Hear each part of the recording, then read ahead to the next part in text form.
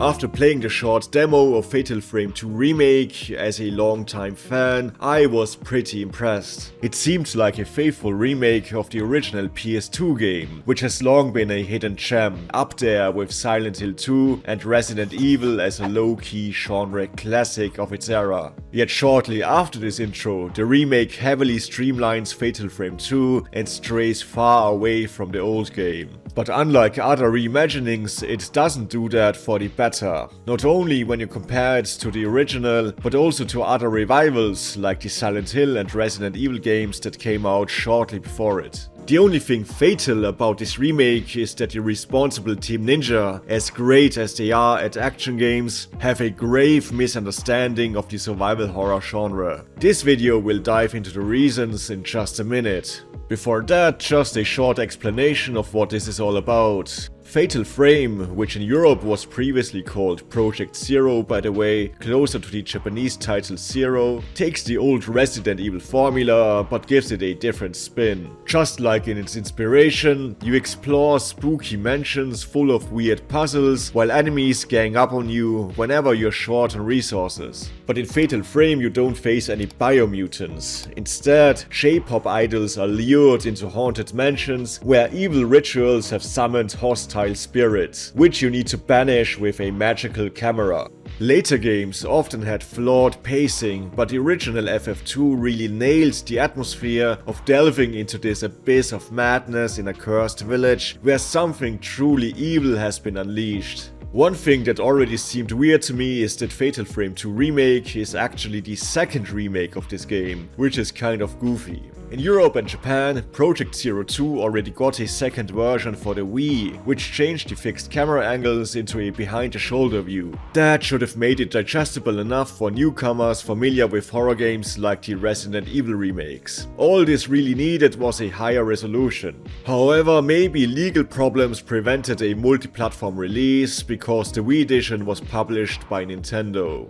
I could whine about the fact that fixed cameras feel more eerie and claustrophobic, which is what you would want in a horror game, but I know that in this era everyone is afraid to diverge from the RE formula by Capcom, so it's whatever. Again, at first this remake seemed to stay true to the original foundation while giving it a decent new coat of paint, with more seamless and natural level design where the village feels less separated, while taking advantage of more sophisticated combat and just the right amount of enhanced fluidity when it comes to navigating these areas. Also tackling some of the core problems of prior titles, namely the limited mobility of those characters, which felt slow even by genre standards. And the remake heightens the combat. Already before this title, tension always came from the fact that you needed to let these spirits come as close as possible to your camera for fatal hits. In the remake, thanks to more dynamic enemy patterns and greater character mobility, this concept has never felt this intense. And they've heavily increased the upgrade trees, where you can use different camera filters with different stats and special attacks.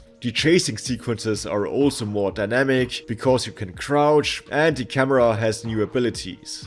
Yet beyond combat, the remake comes with drastic readjustments that stem from this idea that all friction in gaming is bad. Here's the issue: some genres are built around overcoming such friction with player agency, be it Metroidvanias, Souls-likes, or survival horror.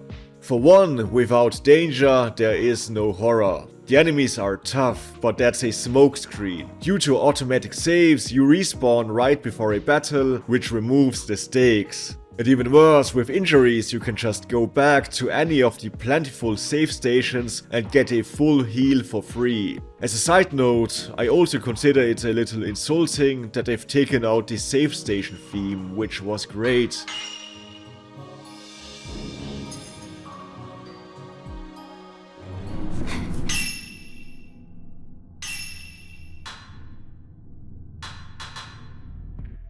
Anyway, to compensate for the overly generous healing options, some mandatory fights become overly long, even more than in the past, which can get tiring once enemies start to repeat. After some point, enemies will regenerate twice and it's quite tedious. But besides the lack of combat consequences, there's a bigger problem. Exploring and puzzle solving has been heavily streamlined. It's a title that constantly holds players' hands, which is a blight on the atmosphere. For example, in the old game, the red butterflies, which the main mystery revolves around, would subtly lead you in certain directions. However, they would not give away how you needed to progress. In the remake, the butterflies are basically glorified yellow paint. Take the intro where you need to find 2 gate keys. In the older versions, you still needed to take your time to investigate the village area, backtrack on your own and find clues. In the remake, you follow these GPS butterflies in a straight line to the keys in under 5 minutes. And that's just one of multiple hand-holding systems. Inside the buildings there are glimpses of non-linearity and a few puzzles remain. But if you know the original game, it's all been dumbed down. This is not like the Silent Hill 2 remake, where returning puzzles were expanded upon. It's the opposite. Survival horror also means investigation. You're supposed to feel disoriented, as if you're really trapped in these haunted mansions. Remakes of Silent Hill 2 or RE2 still understood that. Trying to navigate through surreal architecture, taking notes, and finding a way out of a labyrinth while enemies try to hinder you. Even more linear horror games got this right.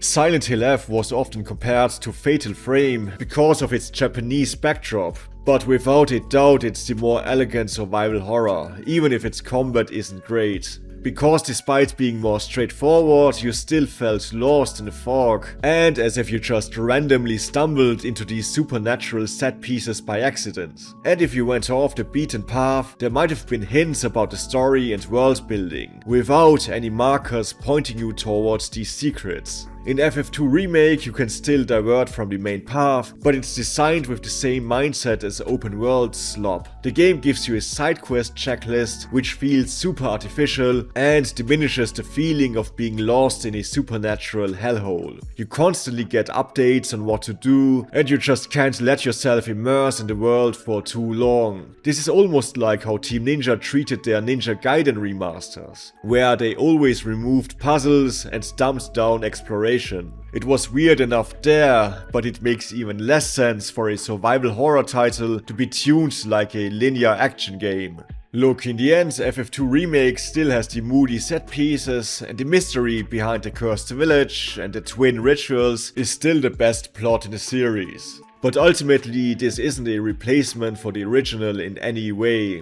Even for superb reimaginings like Silent Hill 2 or Resident Evil, it's already a shame when the original games aren't easily accessible, besides the remakes. Because these games are vastly different and stand on their own. In the case of FF2, it's even worse that the original titles are such a pain to acquire, because this remake just doesn't give the best impression of what the original was supposed to be.